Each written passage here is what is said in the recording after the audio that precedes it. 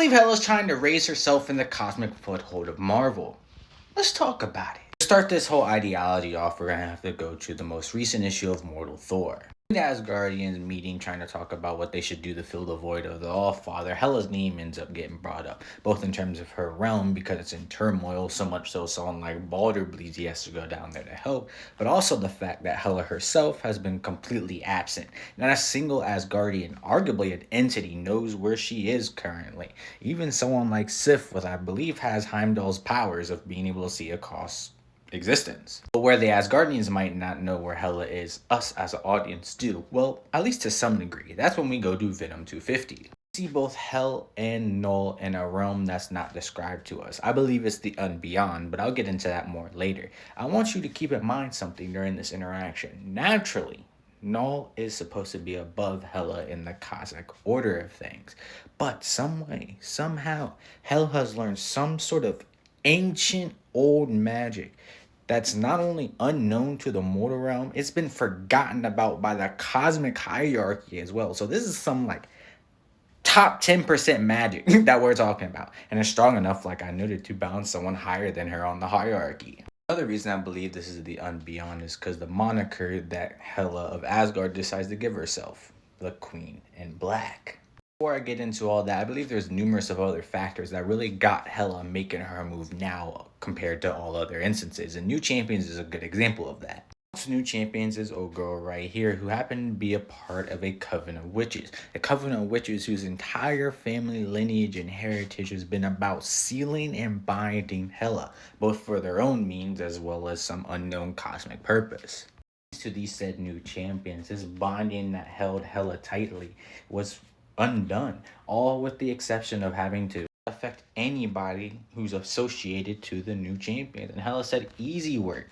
Now I'm able to do things that I have not been naturally able to do, which, as we see, is some higher cosmic stuff. Now knowing that Hela has more freedom than she originally has, we also have to realize she has more than just Null as a puppet to use as well. It's Malekith, where during the War of the Realms was able to corrupt and merge himself with the Venom symbiote in order to link himself to the All Black. Eventually gets defeated and banished into Helheim in order to get tortured for eons. That's when I take us to Carnage, who also might be playing a pivotal factor in the whole development of this all, because Malekith had the codex that Carnage wanted to consume out of every entity linked to it. Getting to Helheim is no casual task, so a bargain had to be made. A bargain which we still have no clue what Hela asked for. Sure, we know Carnage was there for the codex, but Hela definitely wanted something in return in order for this to be achieved. I believe Hela has more usage out of Malekith than just torturing him for eons. This is just like Null, another puzzle piece for her ascension. This intrinsic link that Hela is trying to bind herself with these symbiotes, with the King in Black, might be a reason why Carnage has her on his hit list. To summarize before I get into this whole Unbeyond business, Hela right now has some sort of magic out there that's able to have her bind cosmic entities. We have no clue what it is. The mortal realm has no clue what it is, and when it comes to those cosmic heavy hitters, even they've forgotten what type of magic this is.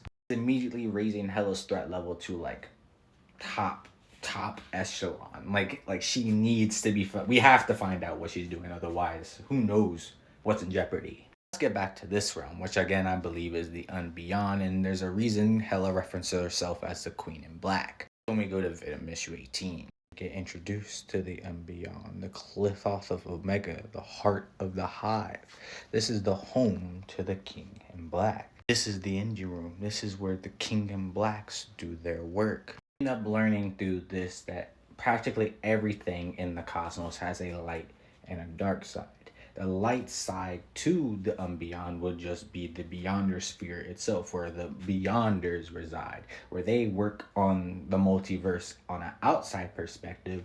The King in Black is made to manipulate it on an inside one. I want you to keep in mind the Kings in Black, not just a singular entity, it's referenced as plural, as people, numerous people holding the title. They are working with the biology, the gooey substance of the multiverse from the inside. I genuinely believe that Hela is currently the Queen in Black, and the reason why no Asgardians are able to find where her whereabouts is because she is residing currently in the Unbeyond. Remember what I said about it being a cosmic balance, how the light and dark side needs to have some sort of equilibrium between the two? Well, if we go to Avengers Beyond, that light side, those Beyonders are weakening. Not only is the Beyonder completely exiled from the rest of his race as well as the Beyonder sphere, he also ended up taking out numerous other Beyonders to try to achieve his own selfish goal. This is obviously going to leave a gap in power since there's numerous of these Beyonders missing or not in position to manipulate things from the outside. Balance gets changed even more so with the introduction of the Lost One. The Lost One is the individual who originally gave the Beyonders his powers, and now that he's back to his full totality, who's there to contest an entity like this? In a weaker state, he again unmade the Beyonder. And that's where I believe Hela steps in. Even though they lost a couple of Beyonders, the light side now has a heavy hitter like the Lost One on their side. With no dark avatar, no Kingdom Black in order to counterbalance that thing, again, Cosmos is going to go into turmoil. Plus, stepping up into the Kingdom Black status would be the Cosmos attempting to re-engage that balance with each other. Last ideology on why I believe that Hela might be the King of Black in the future or hold like a higher tiered cosmic title is because when you compare her to the rest of the Asgardians, she's a staple, a big name Asgardian, meaning that her growth is going to have to be somewhat equivalent to the others in order to stay relevant. Thor is about the All-Father, about to get astronomical amounts of growth thanks to Loki. Loki, currently the strongest storyteller in Marvel, the god of stories. Odin, the previous All-Father, still residing with the Odin Force, one of the most ancient, knowledgeable characters in Marvel. Hela, cool, she used to rule Helheim, but that in itself wasn't enough. In order to again match those like the god of stories, match those like Thor, the All-Father, in order to keep herself relevant in the grand scheme of Marvel's evolution, she too is going to have to evolve. What better way to force this evolution by connecting her to something that also needs to evolve, be it the Unbeyond. Adding even more into it, Hela could also be in cahoots with Death, because you know Death is going to war with the whole cosmic hierarchy of things. Hela could be one of her knights, paladins, etc., trying to gain control of these vacant power sources in order to again wage war against the cosmos. Hela becoming the Queen of Black, an aspect of Death linked to Death, would boost their forces astronomically. So, and they already have a dead version of Null here. All in all, based off everything I said, this Null series that's coming out next year is going to be a must read. You're gonna have to read this to not only understand Asgardian lore that's going on in the future, Doctor Strange lore that will be going on in the future, symbiote lore, Beyonder lore, literally lore in Marvel in general. This is a must read.